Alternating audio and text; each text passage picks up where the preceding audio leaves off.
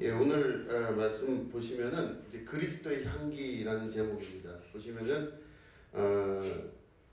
16절 보시면은 이 사람에게는 사망으로부터 사망에 이르는 냄새요, 저 사람에게는 생명으로부터 생명에 이르는 냄새라. 누가 이 일을 감당하리요? 이렇게 말씀이 되고 있습니다.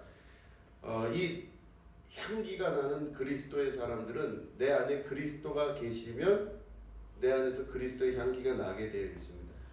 이게 이 냄새, 그러니까 소위 말해 향기라고 하는 부분은요, 잘 보시면 냄새는 그 사람 안에 있지만 밖으로 나오게 됩니다.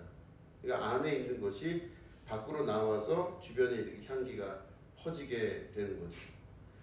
이 냄새와 향기라고 하는 단어를 이제 구약 성경에서도 그리고 신약 성경에서도 여러 군데 사용하는데, 이 그리스도의 향기, 하나님의 향기가 우리 안에서 난다는 그 말의 의미는 바로 뭐냐면, 이 향기의 그 내용과 하나님의 복음과 그 안에 하나님 계심의 내용이 비슷해요. 보시면 두 번째 보시면 사람의 생각과 마음은 그 사람 안에 있지만 결국 밖으로 나오게 된다는 겁니다.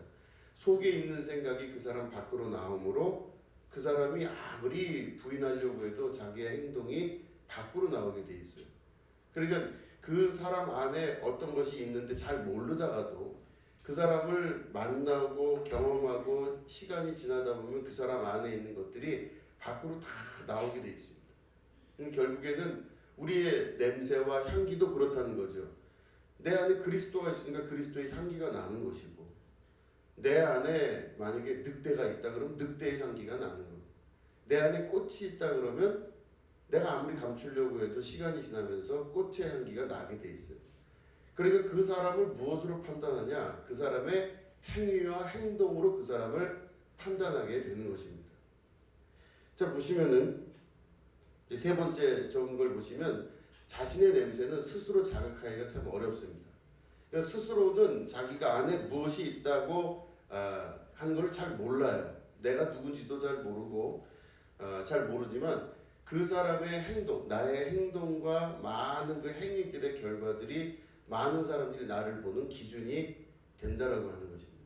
그러니까 아무리 그 사람이 자기 자신에 대해서 좋게 평가하고 좋은 방법으로 포장을 해도 그 사람 속에 있는 것들은 언젠간 다 나오게 되는데, 참 이 아이러니한 거는 다른 사람들은 다 그 사람에 대해서 아는데 그 사람 본인은 자기를 모른다는 겁니다. 저도 그렇습니다. 저는 저에 대해서 많이 안다고 스스로 생각하지만 실제로는 제가 저를 제일 모르고 주변에 있는 많은 사람들이 저를 더 정확하게 알 때가 있어요. 그죠? 여러분들도 저를 정확하게 아시죠? 저보다 저를 더 잘 아실 거예요. 그래서 이런 것들이 확장이 되면은 성경에 있는 말씀이 맞는 게, 나보다 나를 더 잘 아시는 하나님이라는 말씀도 맞아요.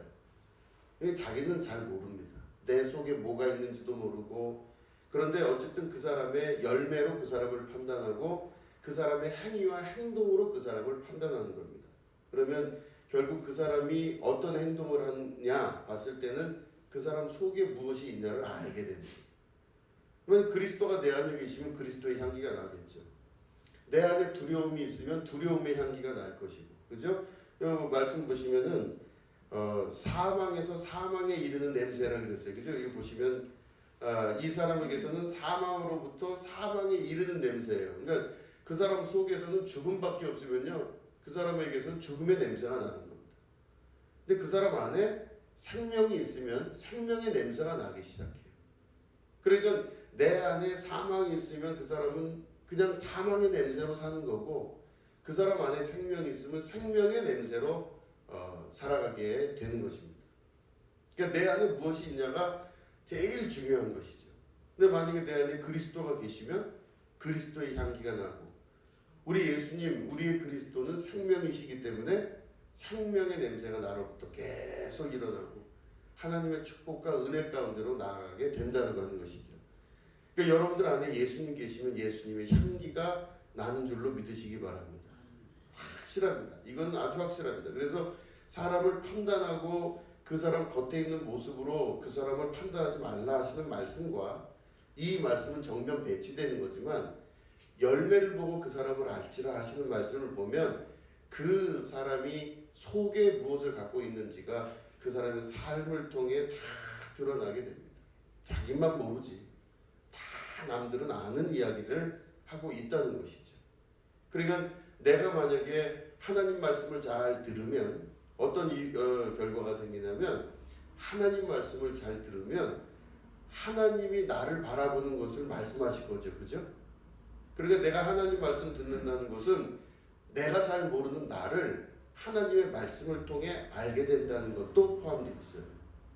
하나님 말씀을 듣는 자가 그래서 지혜로운 자입니다. 하나님 말씀 잘 안 듣는 사람은 지혜롭지가 못한 자예요.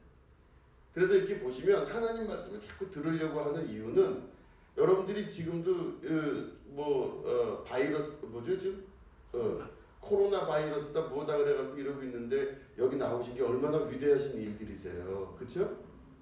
아멘. 예, 대단하신 분들이십니다. 진짜로 그래요. 더 건강하실 줄로 믿습니다. 저는 그게 확실합니다. 지난주 주일날 장로님하고 악수 안 한다고 이렇게 했더니 장로님이 그런 게 어딨냐고 하면서 악수하셨어요. 아멘. 네. 목사보다 훨씬 더 위대하신 믿음이 좋으신 장로님이셨어요. 자, 어쨌든 우리 안에 여러분들께서 이런 여러 가지 일이 있다 할지라도 믿음으로 나오신 여러분들에게는 더 큰 하나님의 역사가 능력이 있을 줄로 믿습니다. 네, 건강도 주시고 믿음대로 되리라 하시는 은혜가 나타날 거예요.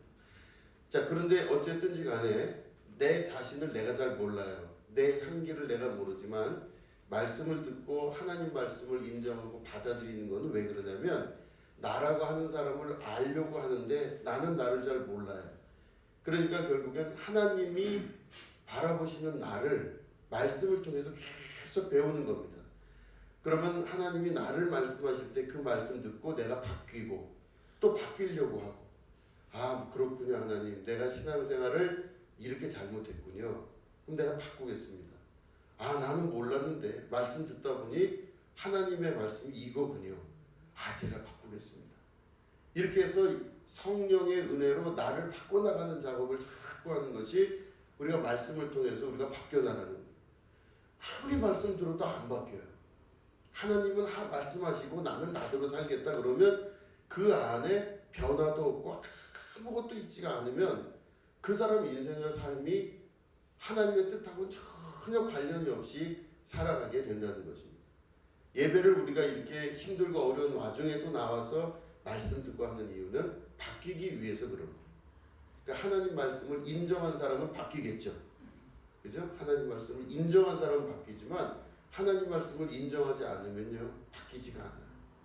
그래서 우리가 이 하나님의 말씀 안에서 기초를 두고 산다고 하는 건 바로 뭐냐면, 아 내가 하나님 말씀을 인정하고 내가 하나님 말씀을 통해서 그 안에 생명이 있을 것입니다 라고 믿고 하나님 말씀을 매일 듣고 고민하고 갈등하고 변화하려고 노력하는, 이게 바로 생명나무의 실과 열매가 맺혀지는 결과로 나타나게 되는 거죠. 그러니까 여러분들이 여러 책들도 많고 TV도 있고 뭐 여러 가지 정보를 받을 게 많지만, 그런 정보를 받는 게 중요한 게 아니라 말씀의 기초에서 내 뿌리를, 그죠? 여러분들이 만약에 나무라면 나무의 뿌리가 어디로 가 있어야 되죠? 하나님 말씀의 그 시냇물 가운데로 이 뿌리가 가 있어야 그 나무가 살아나는 겁니다.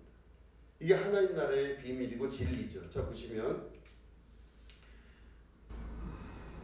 자 요거 보시면 어떤 사람의 요거는 제가 듣고, 자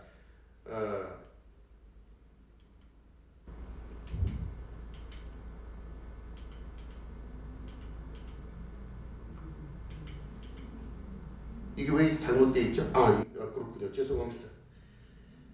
그래서 요 지금 말씀 보면 우리는 수많은 사람들처럼 이제는 하나님의 말씀을 혼잡하게 하지 아니하고 곧 순전함으로 하나님께 받은 것 같이 하나님 말씀 하나님 앞에서와 그리스도 안에서 말하노라 이렇게 돼 있죠. 이게 17절 우리가 읽은 말씀이에요.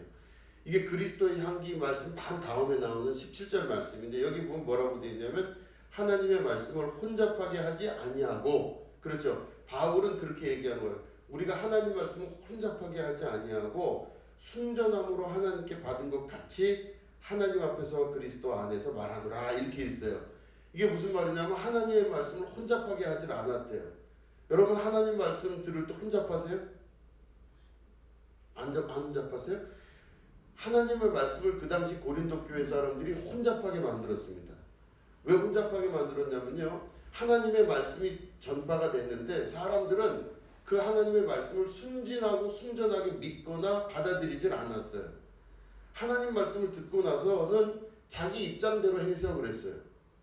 그 말씀이 이렇게 왔지만 그 말씀을 내가 순진하게 순전하게 받아들이지 않고 이거는 내 입장에서 생각할 땐 이렇게 해야 된다 하고 하나님 말씀이 있는데 그거를 내가 바꿔서 해석을 해요. 다 각자 자기의 입장에서 바꿔서 해석을 합니다. 그러니까 하나님 말씀은 하나인데 하나님 말씀 듣는 사람이 100명이면 이 100명들이 각각 다 다르게 생각하는 거예요. 이건 해도 되고 이건 하면 안 되고 어떤 사람은 왼쪽으로 가자 어떤 사람은 오른쪽으로 가자 그래. 하나님은 앞으로 가라 그랬는데 어떤 사람은 그 말을 왼쪽으로 가자.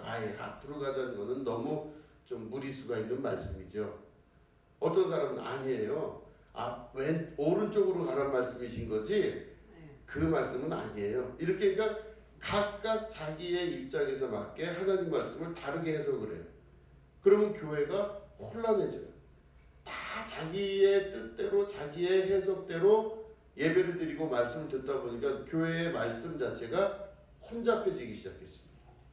그런데 바울은 뭐라고 이야기하냐면 하나님의 말씀을 혼잡하게 하지 아니하고 우리들은 그렇게 혼잡하게 하지 아니하였대요.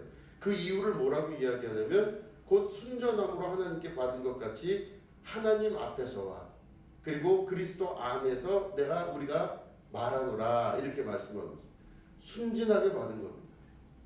순진하게 받았어요. 하나님 말씀을 순진하고 순전하게 받게 되는데 그렇게 하기가 쉽지가 않은 겁니다. 우리가 일생을 살다 보면 삶이 그렇게 살면은 옳다고 하는 건 믿지만 그렇게 사는 게 쉽지가 않아요. 그래서 하나님 말씀을 자의적으로 해석해서 내 뜻대로 해석해서 나머지 행동의 결과가 나오게 되어 있습니다. 자 보시면 하나님의 말씀을 혼잡게 한다는 것은 결국 자신들의 입맛에 맞게 말씀을 해석하고 살아가는 자들의 삶을 말합니다. 그 결과는 혼란과 혼잡함이에요. 그렇기 때문에 신앙생활에 정함, 깨끗하고 정하고 귀한 것이 없어요. 그냥 내가 어떤 건 필요에 따라 잘라버리기도 하고 어떤 건 필요에 따라 붙이기도 합니다. 그러니까 이게 똑같은 하나님 말씀인데 전부 다 각자 다르게 해석하니까 혼란하고 또 혼란한 거예요. 교회 자체가 고린도 교회가 혼란하게 된 겁니다. 어떻게 해야 될지를 모르겠는 거예요. 이게 다 자기의 의와 자기의 옳음대로 해석을 하게 됐다는 이제 그런 말씀인 거죠. 자 보시면 하나님의 말씀에 뿌리를 내리고 말씀으로부터 생명을 얻으면 그 열매가 때에 따라 열매를 맺게 됩니다. 그러나 그렇지 않으면 결국 그 뿌리로부터의 열매를 얻지 못하고 때가 되면 마르게 됩니다. 이게 무슨 말씀이냐면 하나님의 말씀을 받을 때는 그 뿌리를 시냇물에 대야 되는 게 맞죠. 물줄기에다가 이 뿌리를 대야 돼요. 그런데 이 나무가 물줄기에 자기의 뿌리를 대질 않고 다른 곳에 자기의 뿌리를 대요. 만약에 물줄기가 있는데 그 물줄기 쪽으로 가려는데 바위가 몇 개가 섞여 있어요. 그러면 뿌리가 어떻게 해서든지 간에 바위를 뚫고든 혹은 피해서든 지나가서 물줄기에 대야 되겠죠. 그런데 이 바위가 있다 그래서 피곤하다, 이게 아닌 것 같다 그래서 이 뿌리가 다른 쪽으로 만약에 뿌리를 계속 뻗으면 언젠가는 그 나무는 그 뿌리가 생명의 물에 닿지 못하기 때문에 죽고 마는 겁니다. 찾고만 가다가 끝나버리는 거예요. 평생 찾다가 끝나버리는 겁니다. 절대로 그 나무가 살아날 길이 없다라고 하는 것이죠.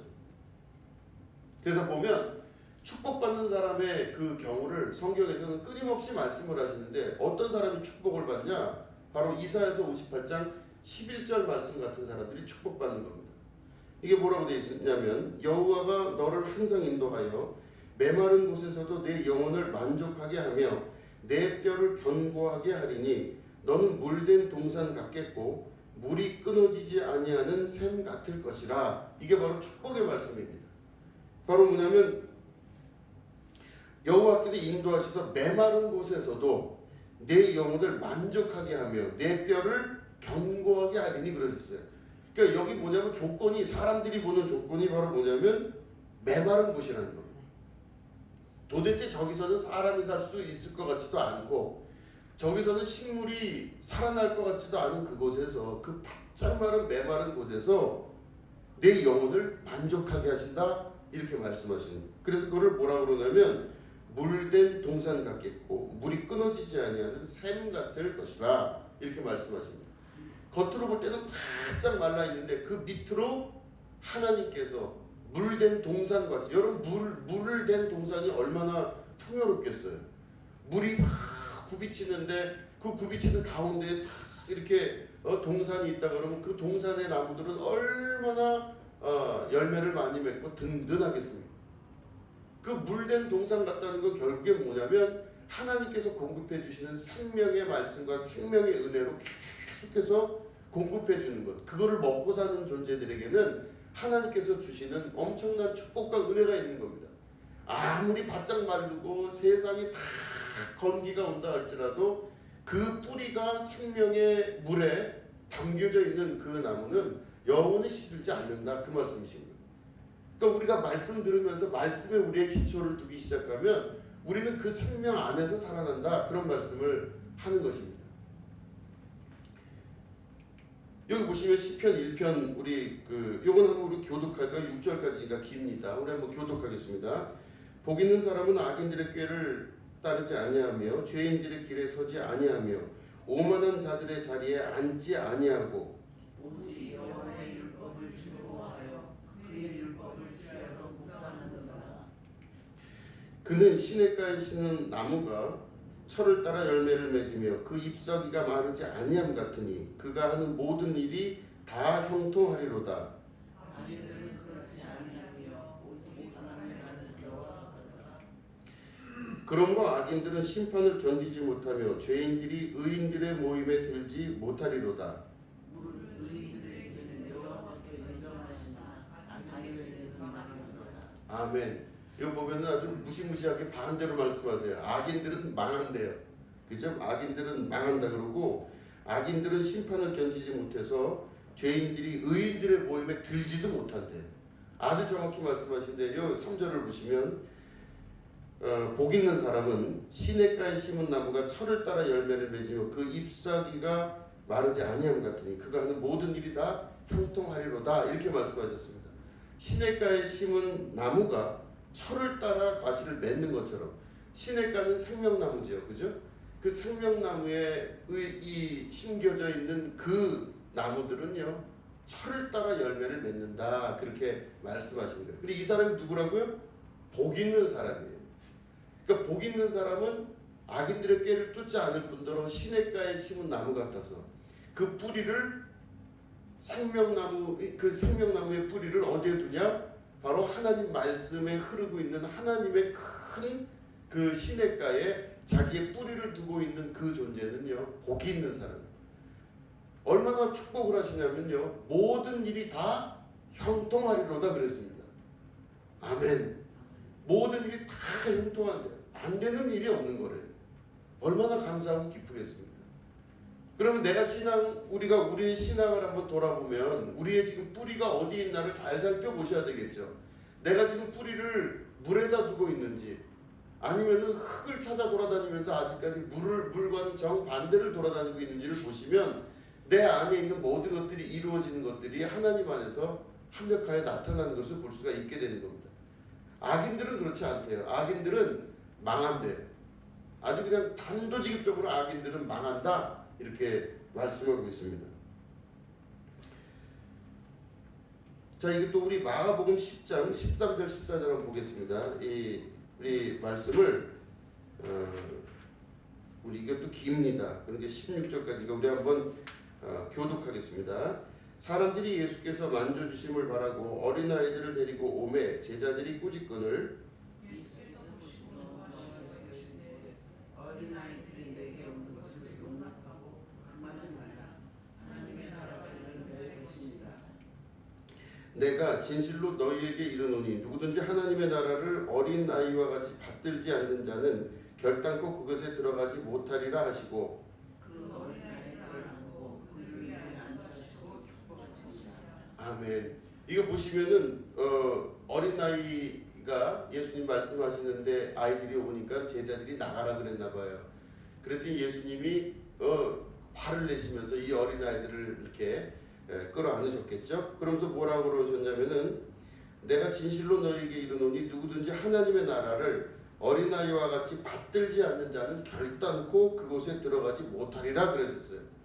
하나님의 나라를 어떻게 한다고요? 받든다 그랬어요. 받든다고. 근데 이 받든다는 말은 하나님의 나라에서 하나님의 나라를 섬긴다는 뜻이죠. 받들지 않는 자는 결단코 천국에 못 들어가는데 누구같이? 어린아이 같이 그랬어요. 자, 어린아이들은 어른의 말씀을 잘 듣죠.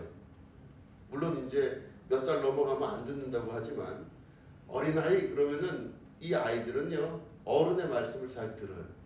왜 들으냐면 자기가 잘 모르니까. 자기가 약하고 모른다는 걸 어린아이들이 알고 어린아이들은 어른의 말을 듣는 걸로 알고 자라요. 그러면은 하나님 말씀을 듣기 시작하는 거죠. 그럼 그 어린아이 같은 마음이면 하나님 말씀 잘 들어요. 근데 이게 어른이 되면은 점점 나이가 자라나면 사춘기쯤 지내면 말 들어요, 안 들어요? 안 들어요. 두들겨패도 안 돼요. 그 왜 안 되냐? 하나님 말씀, 그러니까 어른의 말씀이 안 들리는 거예요. 이제는 나는 독립군이지, 난 독립군입니다. 아예 안 들으려고 그러는 거예요. 그래서 이게 조금 더 발전하면 뭐냐면 내가 더 많이 알아요, 이렇게 돼요.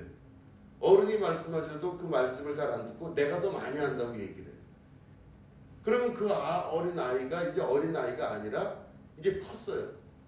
그런데 예수님이 단도직입적으로 말씀하시죠. 이 어린 아이와 같이 하나님 나라를 받들지 아니하면 결단코 천국에 못 들어간다. 그 말은 뭐냐면 하나님 말씀 들어도 잘 안 들어요. 그거 아무리 말씀하고 또 말씀을 하나님께서 하셔도 하나님 말씀 듣고는 그냥 흘러버리는 거예요. 하나님 말씀 무시한다고 얘기하는 거죠. 그리고 하나님 말씀은 잘 마음에 안 들어오다 보니까 그 사람은 실제로 어린아이가 아니라 이제는 하나님 말씀을 거부하는 어른의 존재로 바뀌어버립니다. 그러면 그 사람의 모양이 어떤 모양이 되냐면 나무로 비유를 하자면 뿌리가 그 물속으로 들어가지 못하는 거예요. 그 물속에서 물을 빨아들이지 못하고 그저 자기 독립군처럼 자기 나름대로 살아가겠다 해서 그 뿌리를 다른 데 두기 시작하는 거예요.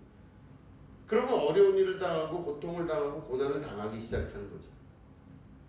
하나님의 나라에 들어가려면 어떻게 해야 된다? 어린아이 같은 순전한 믿음으로 하나님의 말씀을 받들 수 있으셔야 돼요. 하나님 말씀을 듣고 그대로 살려고 참 노력하는 겁니다. 하나님 맞습니다. 하나님 맞습니다. 이렇게 용납하고 하나님 말씀을 받아들이는 어린아이 같은 신앙을 갖고 계셔야 돼요. 참 쉽지가 않은 일인데 그렇게 해야만 되는 겁니다.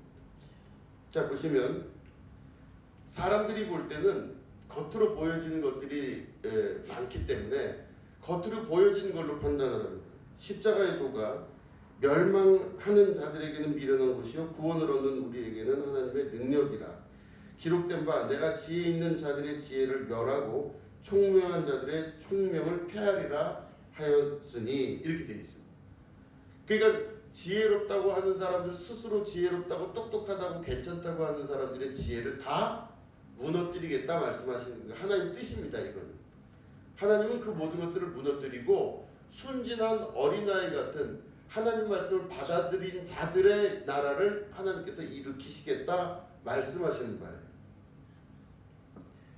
보시면 고린도전서 우리 1장 또 보시면 20절 보면 지혜 있는 자가 어디 있느냐 선비가 어디 있느냐 이 세대의 변론가가 어디 있느냐 하나님께서 이 세상의 지혜를 미련하게 하신 것이 아니냐 이 하나님 뜻입니다. 21절에 보면 하나님의 지혜에 있어서는 이 세상이 자기 지혜로 하나님을 알지 못하므로 하나님께서 전도에 미련한 것으로 믿는 자들을 구원하시기를 기뻐하셨도다 이렇게 되어 있어요. 여러분 이거 보시면은 하나님께서 이 미련한 자, 그러니까 지혜로 스스로 지혜롭다고 하는 자들을 어떻게 하신다 그랬죠? 미련하게 만드신다 그랬어요. 그리고 뭐라고 지금 여기 되어 있냐면 하나님의 지혜에 있어서는 이 세상이 자기 지혜로 하나님을 알지 못하므로 하나님께서 전도에 미련한 것으로 믿는 자들을 구원하시기를 기뻐하셨도다 그랬어요. 여기서 전도에 미련한 것으로 이거를 원어 성경을 찾아보면 어떤 내용이냐면 저 전도가 이렇게 우리가 말하는 이렇게 전도 이거라고 볼 수가 없어요. 자 보시면 전도에 미련한 것으로 이게 무슨 뜻이냐면 가르치는 것을 믿는 자들을 통해서 이런 뜻이에요. 하나님이 말씀이 이렇게 하잖아요. 그럼 말씀을 믿는 사람들 그 말씀을 듣고 그 말씀을 진짜 순전하게 믿는 사람들을 통해서 구원을 이루시겠다 이 뜻이에요. 말씀을 했는데 이 하나님의 말씀이 전달이 됐는데 이 전달된 말씀을 진짜로 순전하게 믿냐 믿지 않았냐 이거를 통해서 구원을 하시겠다는 뜻이세요. 예수님 말씀을 정말로 믿으면 구원이 이루어지게 됩니다. 그죠? 나를 믿는 자는 결코 멸망치 않고 영생을 얻게 할 것이다. 예수님 말씀하셨잖아요. 그 말을 진짜로 믿는 자와 그 말을 믿지 않는 자를 통해서 구원을 이루겠다는 겁니다. 근데 세상의 많은 부분들을 보면 저도 목회를 해보면서 이렇게 쭉 지나가서 보지만 잘 안 믿어요. 이렇게 하면 복을 받습니다. 이렇게 하면 은혜를 체험할 수 있습니다. 이렇게 하면 하나님 주신 말씀 안에서 이렇게 됩니다. 잘 안 믿어요. 다 왜 안 믿냐면 자기 생각들이 있거든요. 그러니까 세상의 악한 것들 안에서는요. 하나님 말씀이 아닌 것들에 대해서 끊임없이 마귀들은 증명을 해요. 거봐. 교회 다닌다고 이게 되겠어? 아유 하나님 믿는다고 순진해서 그게 되겠어? 아유 요즘 그게 얼마나 문제가 있는지 알아? 막 이렇게 말씀들을 주변에 해요. 그게 바로 뭐냐면은 마귀도 오늘 쉴 틈 없이 일을 하는 거죠. 마귀가 쉴 틈 없이 일을 하면서 하나님 말씀을 못 듣게 만들어요. 그런데 사람들은 다 우리 인간들은 전부 다 미련해요. 그래서 마귀 말 듣고는 마귀 말 들으니까 좋은 거예요. 좋게 말하겠죠. 아담에게 다가간 마귀가 네가 이거 먹으면 하나님과 똑같이 될 것이다 이렇게 얘기하니까 듣기 좋은 말이잖아요. 네가 이거 먹으면 너 큰일 난다 이렇게 말하지 않았어요. 좋게 말합니다. 아주 좋게 말하고 좋게 얘기해서 이 사람에게 귀에 들리기 좋게 해서 그 사람이 받아들여요 그거를. 그래서 하나님 말씀 잘 안 믿게 돼요. 들어도 순진하게 믿질 않아요. 그럼 저 사람이 하나님 말씀 듣는다 그러면 아직 잘 몰라 순진하구나. 저 교회 다닌 지 얼마 안 돼서 저러는 거야. 이렇게 생각이 드는 거예요. 저 사람 교회를 잘 몰라서 그렇지 저렇게 믿으면 되겠어? 아직 순진해. 아직 잘 모를 때야. 이런 경우가 많이 있어요. 왜냐하면 그 사람은 이미 많이 겪어보니까 그게 아니거든요. 그러니까 아니라고 생각하니까 그렇게 되고 결국엔 그게 하나님 말씀을 순전하게 받아들일 수가 없게 만드는 중요한 요소가 지금도 끊임없이 일어나고 있다라는 거예요. 잘 안 믿습니다. 자, 그래서 보면 전도에 미련한 것으로 이 말은 바로 뭐냐면 가르치는 것을 믿는 것, 그걸 가지고 구원의 역사를 만드신다는 뜻이에요. 정말 믿냐 이거예요. 진짜로 믿느냐 이거죠. 정말 믿으십니까? 정말 믿으세요? 저는 정말 믿었어요. 그 말은 믿었어요. 과거를 얘기하는 건 안 믿었었던 적도 있었다는 겁니다. 그런데 하나님이 자꾸 저를 가르치시고 몰아가시고 하셔서 결국엔 이 목회자로서 말씀을 믿고 그 말씀을 순전하게 받아들이게끔 만들어 주셨어요. 그 이후에 하나님 주신 축복들이 너무 많습니다. 참 많아요. 거기는 제 능력이 축복의 근원이 된 게 아니라 하나님 말씀을 정말 순진하게 믿은 게 축복의 근원이 되었다는 것이죠. 자, 보시면 믿음으로 받아들이는 자들을 통해 구원의 길을 주셨습니다. 그 믿음을 하나님 말씀을 진짜로 믿는 자들에게 하나님께서 큰 구원을 주셨어요. 여러분 그러면은 이 하나님 말씀을 진짜로 받아들이는 자들은 지혜를 받아들이는 자들이고 생명을 받아들이는 자들이고 나무라고 한다면은 자신의 뿌리를 하나님의 말씀에 이렇게 뿌리를 두고 사는 존재들. 그렇죠? 그런 나무는 열매를 맺어요. 아무리 주변에서 바짝 말리고 난리가 나도 그 사람은 살리세요 하나님. 그 나무는 살아나게 돼 있어요. 어쩔 수 없는 겁니다. 이거 하나님 나라의 말씀의 법칙이에요. 자, 보시면 제가 잠언에 있는 내용을 그래서 지혜로운 자들에 관한 그 내용을 쭉 뽑다가 지혜로운 자가 너무 많이 나오니까 미련한 자를 뽑았어요. 잠언에서 도대체 그러면 하나님 말씀 안 믿고 안 듣고 이런 이 사람들을 잠언에서 미련하다 그러거든요. 이 잠언에 있는 내용들 중에서 다 하기가 어려워서 제가 몇 개 추렸는데도 너무 많아서 안 되겠어요. 그래서 몇 개만 추려봤습니다. 우리 잠언 1장 7절 말씀 보면 여호와를 경외하는 것이 지식의 근본이거늘 미련한 자는 지혜와 훈계를 멸시하느니라 이랬습니다. 훈계를 멸시하고 지혜를 멸시해요. 잘 안 들어요. 아까 말씀드린 어린아이들은 어른의 말을 잘 듣죠. 근데 어른은 어른의 말 잘 안 듣죠. 그렇죠? 그러면 어린아이가 지혜로운 겁니까? 어른이 지혜로운 겁니까? 이것마저도 헷갈리시면 안 되죠. 그죠? 어른인데 오히려 어린 나이만도 못한 거예요. 그 지혜롭지가 못한 겁니다. 왜? 하나님 말씀 잘 듣지도 않고 받아들이지도 않고 알지도 않아요. 그 여기 보면 뭐래요? 여호와를 경외하는 것이 지식의 근본이거늘 미련한 자는 지혜와 훈계를 멸시한대요. 하나님 말씀 잘 안 듣습니다. 두 번째 잠언 5장 23절 보면 그는 훈계를 받지 아니함으로 말미암아 죽겠고 심히 미련함으로 말미암아 혼미하게 되느니라 이렇게 말씀해요. 저는 이 말씀이 참 매력적인 게 너무 단도직입적으로 강하게 말씀하세요. 뭐라고 돼 있죠? 훈계를 받지 아니함으로 말미암아 죽을 거래요. 이렇게 말씀을 하고 있어요. 그리고 심히 미련함으로 말미암아 혼미하게 돼요. 혼미하게 된다는 거 아까 우리 말씀 들었죠? 말씀이 혼잡하다 그랬죠.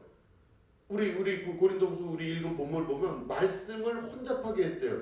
여기 보면 똑같은 단어를 썼어요. 혼미하다는 겁니다. 미련함으로 말미암아. 그럼 미련한 자가 왜 혼미하냐? 내 생각이 있는데 하나님 말씀하고 헷갈리는 거예요. 중간에. 하나님 말씀을 순전하게 못 받아들입니다. 그거. 상황을 내가 스스로 해석을 하는 거예요. 그냥. 그러다 보니까 혼미하게 돼요. 그러니까 미련한 자는 혼미하게 된다. 그런 말씀입니다. 잠언 10장 8절 보면 마음이 지혜로운 자는 계명을 받거니와 입이 미련한 자는 멸망하느니라. 그죠? 마음이 지혜로운 자는 어떻게 한다고요? 계명을 받아들인대요. 계명을 받는데요. 그럼 지혜롭지 않은 자는 계명을 안 받겠죠? 들어도 안 받아요. 받아들이지도 않고 들으려고 하지도 않겠죠. 잠언 12장 15절을 보면 미련한 자는 자기 행위를 바른 줄로 여기나 지혜로운 자는 권고를 듣느니라 그랬습니다. 그 보면은 미련한 자는 자기 행위를 바른 줄 알아. 그러니까 내가 똑바르다고 생각하니까 그대로 사는 거죠. 아까 향기 말씀드렸잖아요. 내가 내 속에 뭐가 있는지를 잘 모릅니다. 그런데 다른 사람들은 다 알아요. 나만 몰라요. 다 아는데 나만 몰라요. 나를. 그럴 때 이 말씀이 응하게 되는 건 미련한 자는 자기 행위를 바른 줄로 여겨요. 나는 똑똑하고 바라서 잘하는 줄 알아. 그런데 실제로는 지혜로운 자는 권고를 듣는데 이게 권고가 뭐냐면 하나님 말씀이에요. 하나님이 말씀하시는 거를 듣는 거예요. 그죠? 또 보시면 잠언 15장 20절 말씀 보면 지혜로운 아들은 아비를 즐겁게 하여도 미련한 자는 어미를 업신 여기느니라 이랬어요. 기가 막힌 말씀이죠. 이런 말씀 많아요. 근데 지혜로운 아들은 아비를 즐겁게 하거니와 미련한 자는 엄마를 업신 여긴대요. 그러면 안 되죠. 안 되죠. 엄마를 업신 여기면 안 되죠. 안 돼요. 그런데 이 말씀이 얼마나 중요하냐면 지혜로운 아들은 아비를 즐겁게 하고 미련한 자는 어미를 업신. 그러면 엄마를 업신 여기지 않고 존경하는 자는 지혜로운 자겠죠. 엄마의 말씀을 인정하고 받아들이고 존중하는 자는 지혜로운 자예요. 그죠? 그러니까 결국엔 그 말씀을 권고를 받아들이고 인정하느냐 안 하느냐의 문제가 여기에 다 들어가 있다고 하는 겁니다. 밑에 보면 잠언 18장 2절에 보면 미련한 자는 명철을 기뻐하지 아니하고 자기의 의사를 드러내기만 기뻐하느니라 이렇게 되어 있어요. 그러니까 누구 말 듣지 않고 자기 속에 있는 얘기만 내내 하는 겁니다. 그죠? 내내 자기 속에 있는 얘기만 하고 밖에 있는 사람의 얘기는 듣질 않아요. 그럼 그 사람은 어떻게 되냐? 자기 안에 있는 미련함만 남음으로 말미암아 하나님 말씀 안에서 권고와 채찍과 바르게 함과 의로 교육하는 일들을 아무것도 받아들일 수 없어요. 내가 생각하기에 맞다고 생각하는 걸 그냥 밀고 나가는 겁니다. 이게 바로 그리스도의 향기가 우리 안에 있을 때 그리스도의 향기는 바로 우리에게 지혜를 주시고 생명을 주시고 은혜를 주세요. 그리고 이 내가 생명 뿌리를 내 뿌리를 물 안에다가 잘 놓은 자들은 하나님께서 주시는 그죠? 어떤 환경에서도 그 사람과 그 안에서 열매가 나타나는 귀한 축복의 삶으로 인생이 바뀌게 돼요. 말씀을 잘 듣고 듣는 대로 살으려고 최선을 다하고 하나님 말씀 들으려고 최선을 다하려고 한다면 그런 사람들에게 하나님께서 약속하신 말씀이 이런 말씀이세요. 그러니까 여러분 이 약속을 잘 받아들이시고 하나님의 귀한 축복과 그 약속이 여러분 삶을 통해 일어나고 또 이루시게 되기를 주님의 이름으로 축원합니다. 예, 기도하겠습니다.